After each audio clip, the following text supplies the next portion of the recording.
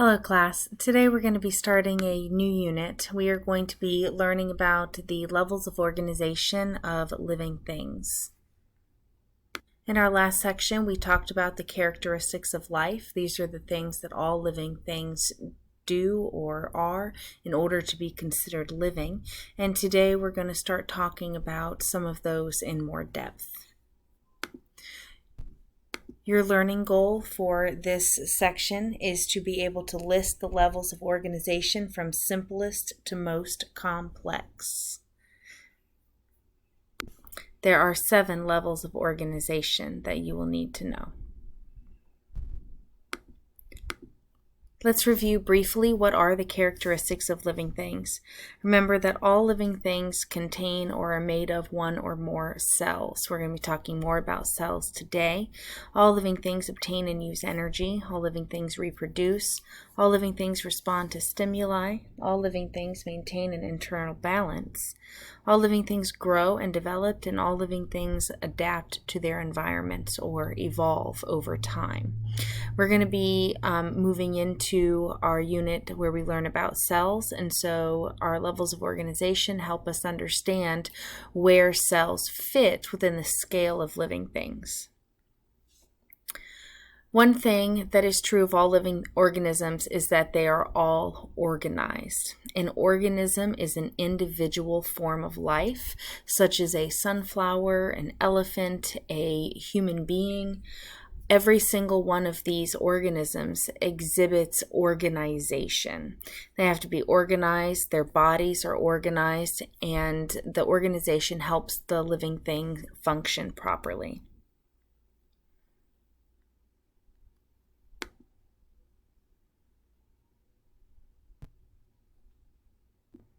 Can you name 3 different organisms? Make sure you be specific.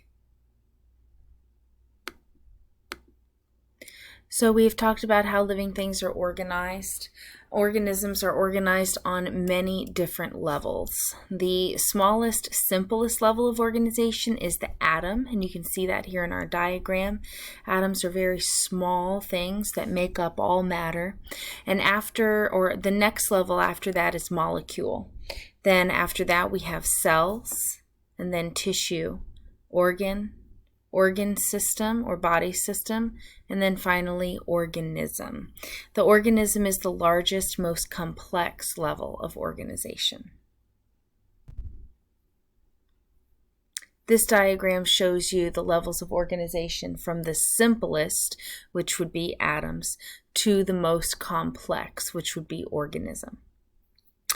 We're going to start with the simplest level of organization, and that would be atoms. Atoms are the building blocks of all matter. You can imagine atoms like Legos that make up absolutely everything. They make up your body, they make up the air that you breathe, they make up the ground under your feet, they make up the food you eat and the water that's in the oceans. Absolutely everything that has mass and takes up space is made up of atoms. And these are all tiny little building blocks. There are many, many types of atoms. For instance, you are made up of many different atoms, such as oxygen atoms, carbon atoms, hydrogen atoms. And these are just some pictures of some of the types of atoms that build your body. Your body, if we were to look at the percentages of what different types of atoms are in your body, 65% of the atoms that make up your body are made of oxygen, 18% are carbon atoms, 10% are hydrogen atoms, 3% are nitrogen atoms, and then 4% a whole bunch of other types of atoms that are in your body. Remember how we said atoms are like Legos, okay? They can come together like Legos to build even larger objects. The things that are built when atoms get together are called molecules.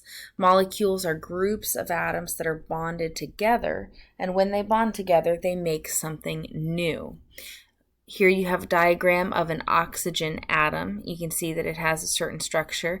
And this is a diagram that shows a water molecule. And a water molecule is made up of one of these oxygen atoms that you see here, but it is bonded or joined to two hydrogen atoms, which we looked at in the previous slide. Molecules are groups of atoms that are bonded together. They can be very simple, like these water molecules, or they can be very complex molecules, like these types of molecules that are found in the body. All the different types of molecules that are found in your body are things like carbohydrates or carbs. We all know that carbs are in the foods that we eat, but these molecules, they do certain jobs inside of the body, and without them, your body wouldn't be able to function. One of the jobs that carbohydrates do is to provide energy, store energy, and give structure to plants. There are also lipid molecules. Lipid molecules are sometimes referred to as fats, and these store energy in your bodies. Nucleic acids and proteins are other types of molecules. You guys are familiar with protein. Protein helps build up muscles and keeps you strong. It helps form the body structures. And all of these different molecules are essential to the human body and to how the body functions.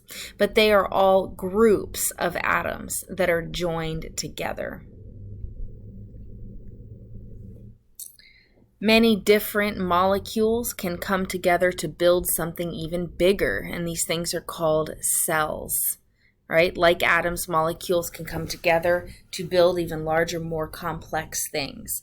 The cell is the next level of organization, and cells are the basic unit of life. Remember, all living things are made of one or more cells. There are many different types of cells in all living organisms. Here we have some diagrams that show you some common cells that are inside of animals and mammals. There are stem cells, intestinal cells, blood cells, muscle cells, liver cells, nerve cells. There's skin cells and bone cells, all different types of cells. And plants are even made of cells. This is just a diagram that shows one type of plant cell, but there are many different types of plant cells as well. When many cells clump together and perform a job, we call that tissues. In multicellular organisms, which would be organisms that are made of more than one cell, you have groups of cells that work together. And tissues are groups of similar cells that work together to perform a job. There are many types of tissues in the human body, and plants, because they're multicellular, they have tissues too. Here in your diagram, you can see that there's bone tissue when many bone cells work together, blood tissue, all the different types of blood cells working together, muscle tissue, all your muscle cells working together to help you move. And in plants, you have phloem and xylem, which are vascular tissues, and these tissues help move water and nutrients up the stem of a plant. There's ground tissue that gives the structure of a plant stem, and there's dermal tissue, which is the outer layers that protect the inside of the plant from the outside environment. But remember, tissues are groups of similar cells that work together to perform a job. Many different tissues can work together. For instance, you can have muscle tissue combined with epithelial tissue and blood tissue to make up something even bigger, which are organs.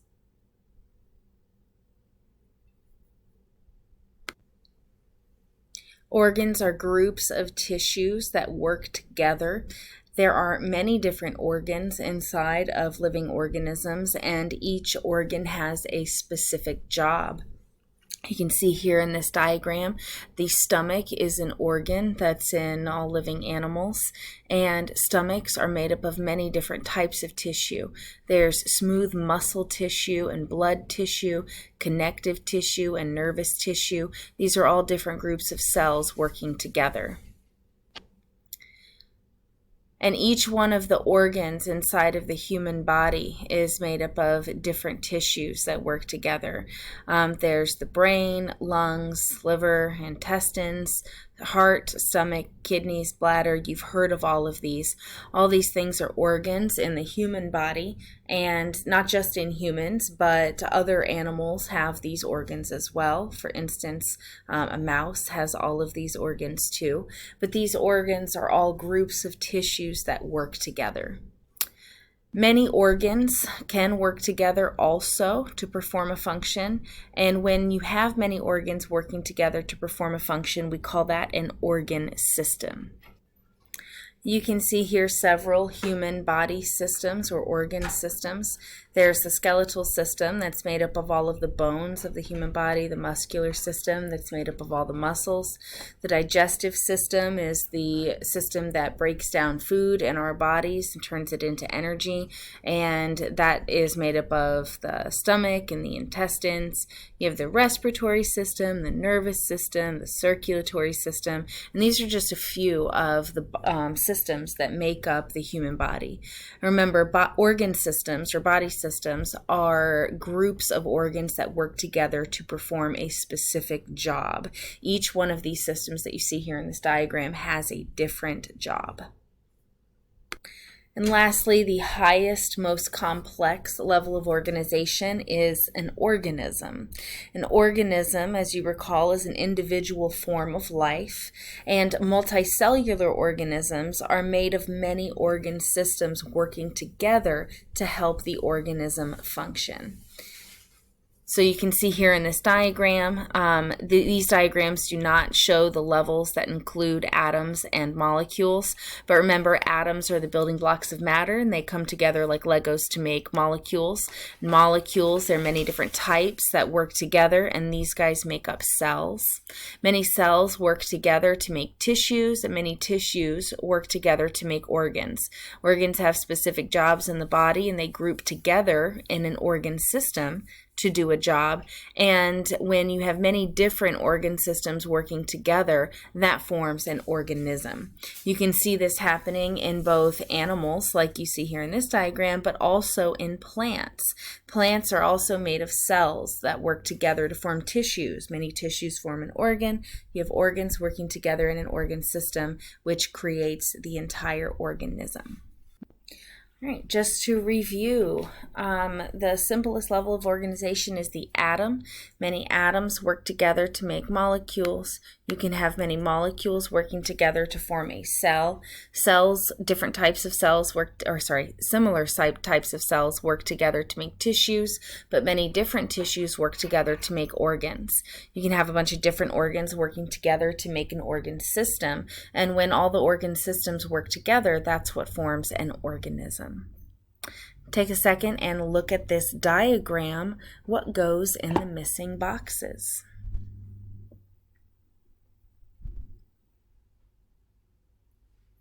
All right, so remember, your learning goal for this lesson was to be able to list the levels of organization in order from simplest to most complex. Please go ahead and see if you can answer that question here on your Edpuzzle. Thank you guys so much. Have a great day.